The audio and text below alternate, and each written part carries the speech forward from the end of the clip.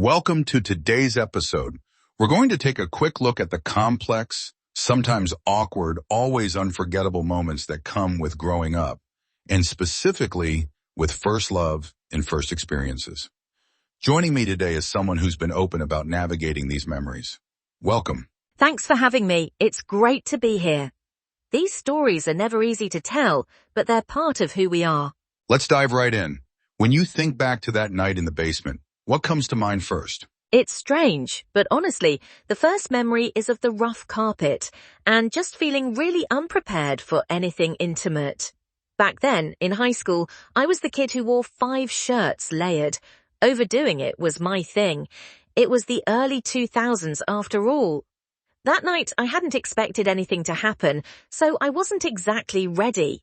But it just unfolded, awkwardness and all. Those moments never go quite how we expect, do they? You mentioned feeling watched and, at times, almost blind. What was going through your head as everything happened? My glasses were off, so I was basically blind. Couldn't see who might be watching from those high windows. It weirdly felt like I was being observed, almost hunted, but also protected by that blurry, shadowy world around me. There was a real vulnerability to it, which probably fed into a sense of being both exposed and hidden at the same time. And I just remember saying his name, Jesse, again and again, not in a steamy way, but more like grounding myself in reality. It sounds like there were a lot of interruptions too.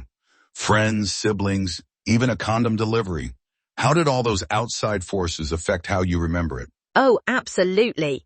If it wasn't a friend trying to intervene, it was someone else handing us a condom through the door. It was chaos. And then, right in the middle of it, Jesse's little sister pops in to say her stepdad is awake. That moment broke whatever illusion we were in. Jesse ended up feeling sick, and everything became about scrambling to get my stuff and get out.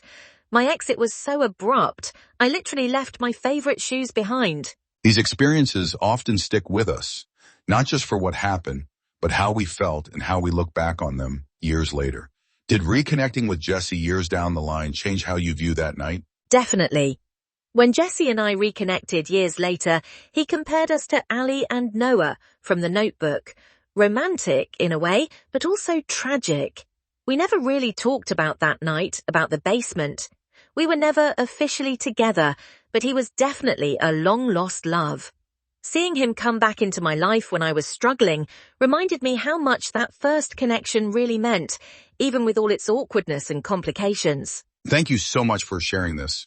I think people sometimes forget how emotional and complicated first experiences can be, especially when there's nostalgia, lost love, and even mental health involved. Absolutely. And I think it's important to talk about these stories honestly. There's a lot of healing in acknowledging all the chaos and warmth of those moments. Couldn't agree more. Thanks again for joining us and being so open. And to our listeners, remember everyone's coming-of-age story is unique, messy, and meaningful in its own way.